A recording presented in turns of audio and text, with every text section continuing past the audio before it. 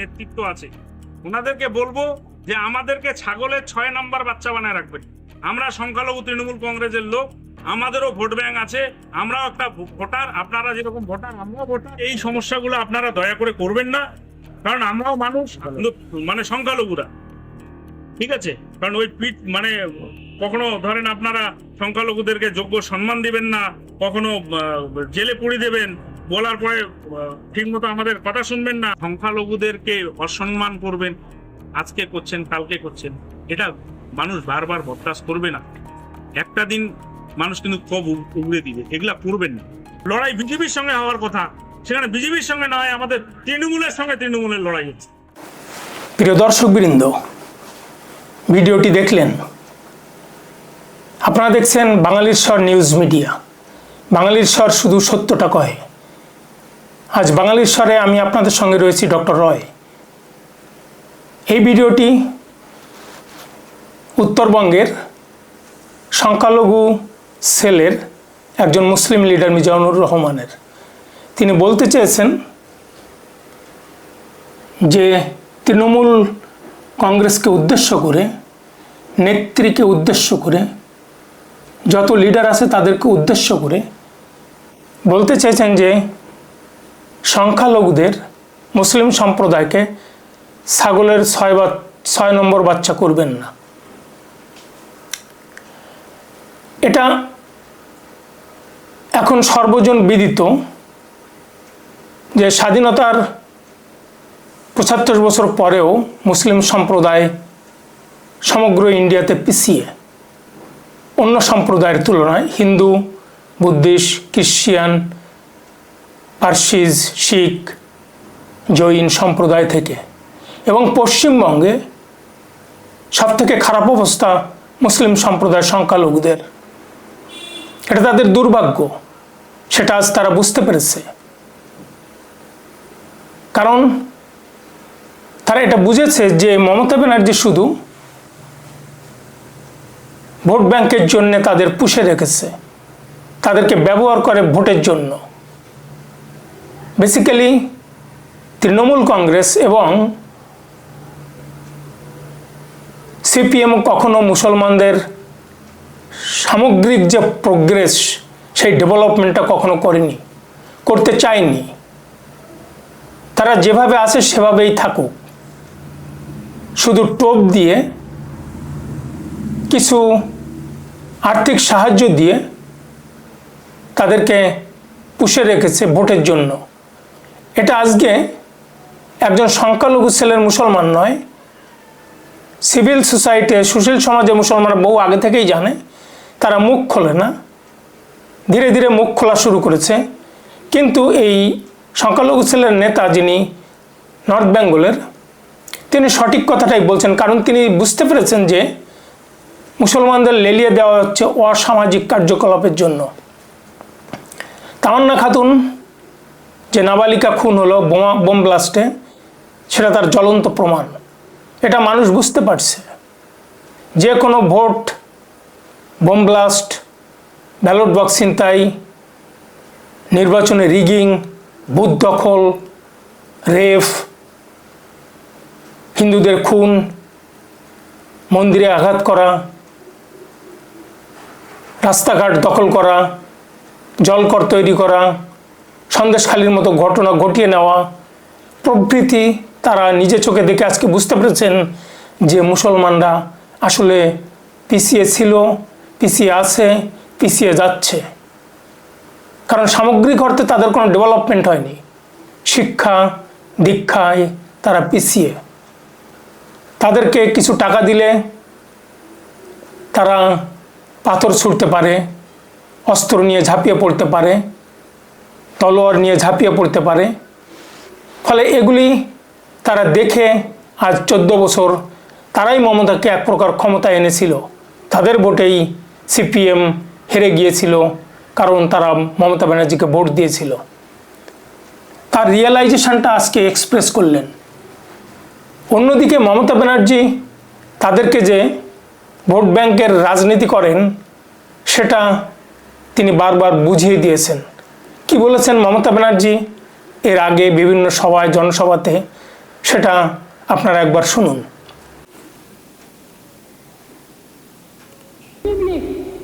বাংলায় কত পার্সেন্ট মুসলিম থাকে? প্রায় 30 থেকে 33% সংখ্যালঘুরা থাকেন।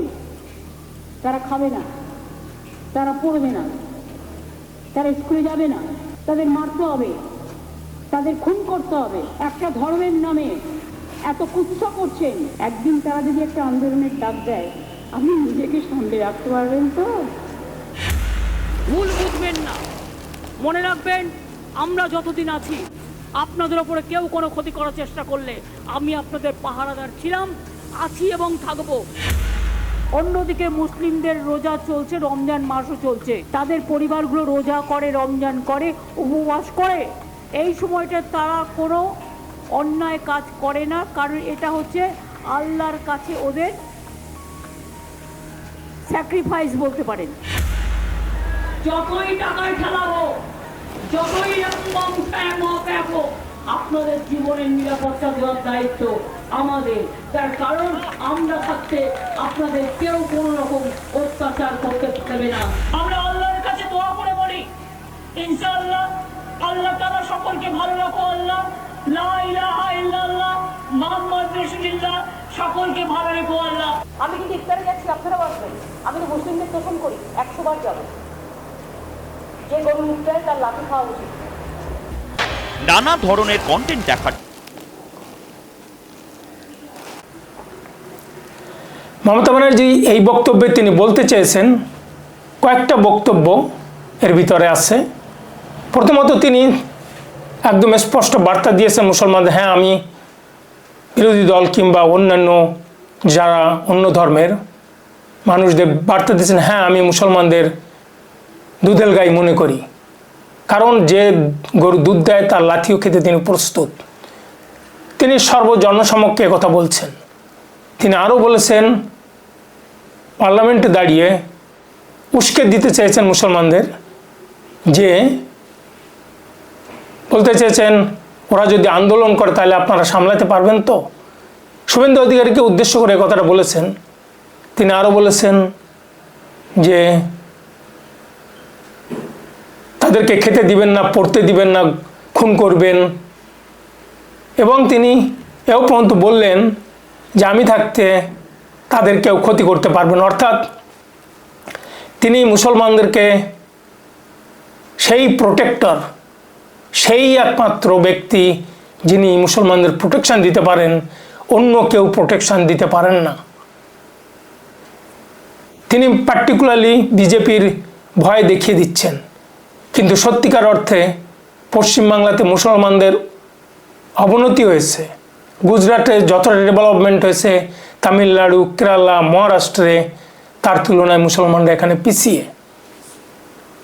ফলে তিনি যেভাবে সিএ নিয়ে আন্দোলনের তার বিরোধিতা করেছিলেন, ওয়াকফ বিলের আন্দোলনের বিরোধিতা করেছিলেন, সব কিছুর ভিতরে একটা উস্কে দেওয়ার প্রবণতা, জুজু দেখানো যে বিজেপি ক্ষমতায় আসলে তোমাদেরকে এদেশ থেকে মূলোৎপাটন করবে, দেশে থাকতে দিবে না, জেলে কারাগারে ঢুকিয়ে দিবে। তিনি বলেন অন্যদিকে আরও গ্যান্দা ধর্ম, হিন্দু ধর্ম, গ্যান্দা ধর্ম, এগুলি সব তাদেরকে তোষণ নীতির অংশ। তোষণ আর এখন আর তার তোষণ নীতি নয়, এখন তার ভরণ পোষণের নীতিও চলে এসছে। কিন্তু বেসিক্যালি তিনি কি করেছেন, এই ওবিসি সার্টিফিকেট দেওয়া, কিছু ইমাম মুয়াজ্জিনের ভাতা দেওয়া, ফুরফুরা শরীফের কিছু কাজ করা, কিংবা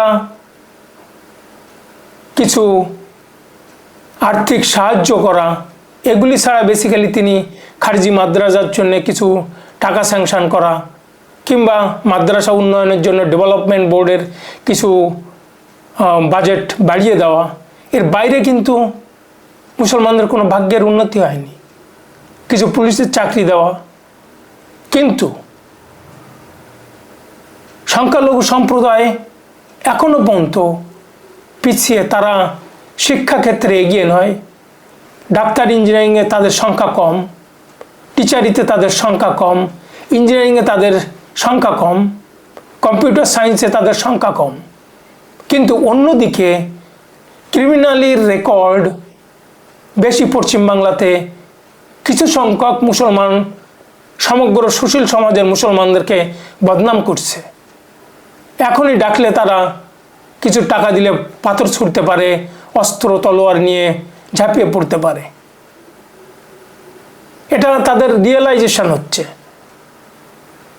এটা তো উনি তো একজন সংখ্যালঘু নেতা, কিন্তু যারা অভিজ্ঞ আইপিএস অফিসার কিংবা সুশীল সমাজের যারা শিক্ষিত, কলেজ ইউনিভার্সিটিতে যারা লেকচারার প্রফেসর, তারা এই সম্পর্কে নিয়ে বিষেধাগার পোষণ করেছেন এবং তারা আস্তে আস্তে মুখ খোলা শুরু করেছেন, কিন্তু বড্ড দেরিতে। 15 বছর মমতা ব্যানার্জির এমন কোনো রেকর্ড নেই যে তারা শিক্ষাক্ষেত্রে এত % এগিয়ে এসছে, দারিদ্র সীমার নিচ থেকে এত % মুসলমানকে তুলে আনা হয়েছে, সেরকম কোনো রেকর্ড নেই।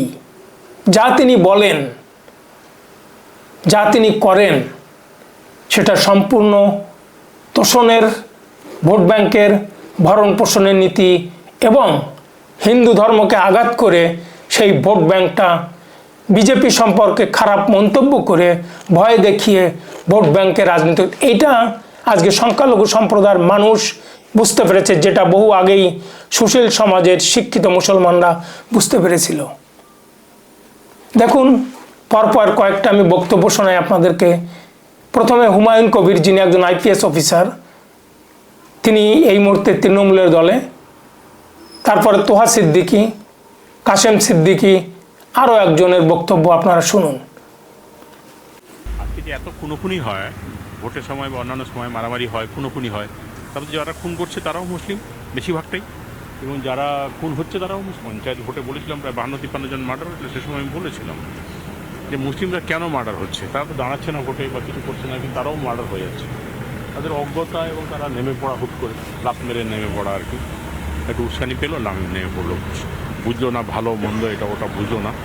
তো এটার ক্ষেত্রে একমাত্র পরিবর্তন আনা সম্ভব, অর্থনৈতিক একটা ব্যাপার আছে, তার সঙ্গে পড়াশোনার ব্যাপারটা আছে। সামান্য কিছু ছোটো ছোটো ক্ষুদ্র স্বার্থ নিয়ে তারা লেগে পড়ে। অন্য ধর্মের মানুষ যারা এগিয়ে আছে, মুসলিম। উনি যদি বলেন 100% কাজ ফুরফুরা উন্নয়ন করে দিচ্ছি, এর চেয়ে বড় বেইমানি আর কিচ্ছু নেই। এই যে মুসাফেরখানাটা আছে না, এই মুসাফেরখানাটা আজ থেকে 7 বছর আগে তৈরি হয়ে গেছে। ওখানে এখন পর্যন্ত এক সপ্তাহ আগে পর্যন্ত একটা কুকুর ঢোকে দেয়। এত বড় বড় গাছ হয়েছিল। আজকে আমাদেরকে মুখ্যমন্ত্রী মুসলমানদের একটা ভয় দেখিয়ে রেখেছে যে আমাকে ভোট দাও নাহলে বিজেপি চলে আসবে, আমাকে ভোট দাও আজান বন্ধ করে দেবে, আমাকে ভোট দাও নামাজ বন্ধ হয়ে যাবে, আমাকে ভোট দাও তোমরা কুরবানি করতে পারবে না, আমাকে ভোট দাও তোমরা ঈদের দিনে নামাজ পড়তে পারবে না। তাহলে ইউপিতে যে যোগী আছে, বিজেপি আছে, মহারাষ্ট্রে বিজেপি আছে, আসামে ত্রিপুরায় বিজেপি আছে, ওখানে কি আজান বন্ধ হয়ে গেছে, নামাজ বন্ধ হয়ে গেছে, কুরবানি বন্ধ হয়ে গেছে, মাদ্রাসা বন্ধ হয়ে গেছে?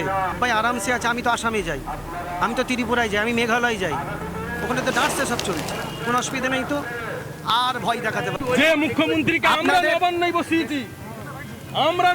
বসিয়েছি, প্রথম দিনের সাথী, আমরা দুঃখের দিনের সাথী।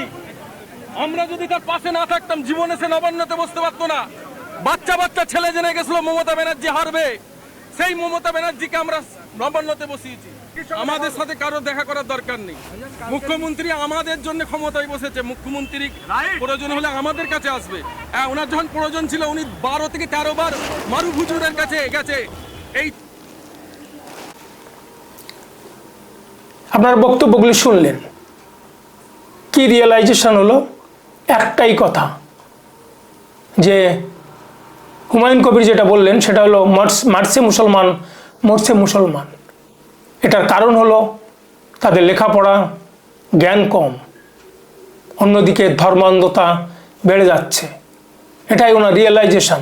এরা যদি শিক্ষিত হতো, আর্থিকভাবে পিছিয়ে না পড়তো, তাহলে এই ধরনের ক্রিমিনাল অ্যাক্টিভিটিতে, সমাজ বিরোধী কাজকর্মে তারা লিপ্ত হতো না। ওটা ওনার রিয়েলাইজেশন। এর থেকে বড় সত্য আর কি হতে পারে? এটা মমতা ব্যানার্জির জন্যে, মমতা ব্যানার্জির মুখের উপর, তৃণমূল কংগ্রেসের মুখের উপর একটা বড় রকমের চফেটাঘাত।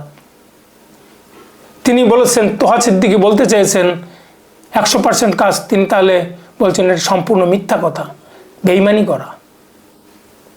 ইভেন একজন কাশিম সিদ্দিকী নাম একজন কম বয়সের সংখ্যালঘু সম্প্রদায়ের নেতা বলছেন যে মমতা ব্যানার্জি শুধু বলে ভয় দেখায়, আজান হবে না, মসজিদ থাকবে না, নামাজ পড়তে পারবে না। তিনি বলতে চেয়েছেন অন্যান্য প্রদেশ মহারাষ্ট্র, গুজরাট, মহারাষ্ট্র, ইউপি, আসাম, ত্রিপুরাতে তিনি সব জায়গায় ভ্রমণ করেন, কোথাও তো কিছু মুসলমানদের অ্যাক্টিভিটি, তাদের কৃষ্টি কালচার তার বন্ধ হয়নি। ইভেন আরও একজন বলছেন যে মমতা ব্যানার্জি আমাদের কাছে আসবেন, তা না হলে আমরাই ভোট দিতাম, তাকে আমরা টেনে নামাবো। অর্থাৎ মমতা ব্যানার্জিকে আজকে এই সমস্ত কথাগুলি শুনতে হচ্ছে। তাদের সেই ক্ষোভটা তাদের আর পোষণ করতে পারছেন না, বাস্তবতা বলতে তারা সামনের দিকে এগিয়ে আসছেন। বলতে চাইছে যে আমরা মমতা ব্যানার্জিকে দরকার হলে টেনে নামাবো, যেভাবে সিপিএমকে টেনে নামিয়েছি। প্রশ্ন হচ্ছে আসলে ভোট ব্যাংকের রাজনীতি দিয়ে, তোষণের রাজনীতি দিয়ে, ভরণ পোষণের রাজনীতি দিয়ে কোনো সম্প্রদায়ের উন্নতি করা যায় না। একমাত্র তাদের শিক্ষার পরিসর বাড়িয়ে দেওয়া, শিক্ষায় শিক্ষিত করা, স্কুল কলেজে তাদের অগ্রাধিকার দেওয়া, তাদের উপর নজর রাখা। একমাত্র শিক্ষিত যদি তারা হয় তাহলে তাদের উন্নতি, প্রোগ্রেসিভনেস, ডেভেলপমেন্ট হওয়া সম্ভব। আপনি প্রত্যন্ত অঞ্চলে যান, কতজন মুসলমান ইউনিভার্সিটি, কলেজ, মেডিকেল কলেজ, ইউনিভার্সিটিতে পড়াশোনার কথা চিন্তা করেন? খুব কম। হয় কিছু মাঠে কাজ করেন, কেউ রোজগার করেন, দিন আনেন দিন খায়। কিন্তু এদের কথা মমতা ব্যানার্জি কখনোই ভাবেন না। সামগ্রিকভাবে কিছু টাকা তুলে দিয়ে কন্যাশ্রী, ইমামদের ভাতা কিংবা লক্ষ্মী ভাণ্ডার, এগুলি দিয়ে আসলে কোনো প্রোগ্রেস হয়নি। একটা হলো ভোট ব্যাংকের তোষণ নীতি, অন্যদিকে বিজেপির এগেনস্টে তাদের মনকে বিষিয়ে তুলে সিএএ, ওয়াকফ বিলের প্রোটেস্ট করা প্রভৃতি কাজে তাদেরকে নিয়োজিত করা, ভোটের সময় তাদেরকে অসামাজিক কার্যকলাপে টাকা পয়সা দিয়ে নিয়োজিত করা, এগুলি করে সত্যিকার অর্থে তাদের কোনো উন্নতি হয়নি। আজকে সংখ্যালঘু সেলের নেতারা আজকে এটা বুঝতে পেরেছেন। তোহা সিদ্দিকী, ফুরফুরা শরীফের আইপিএস, হুমায়ুন কবির, এরা বুঝতে পেরেছেন। আজকে ধীরে ধীরে মমতা ব্যানার্জির সেই ভোট ব্যাংকের সমালোচনার বিরুদ্ধে তারা কণ্ঠস্বর তুলে ধরেছেন। এটাই দরকার ছিল, কিন্তু বড্ড দেরি হয়ে গেল।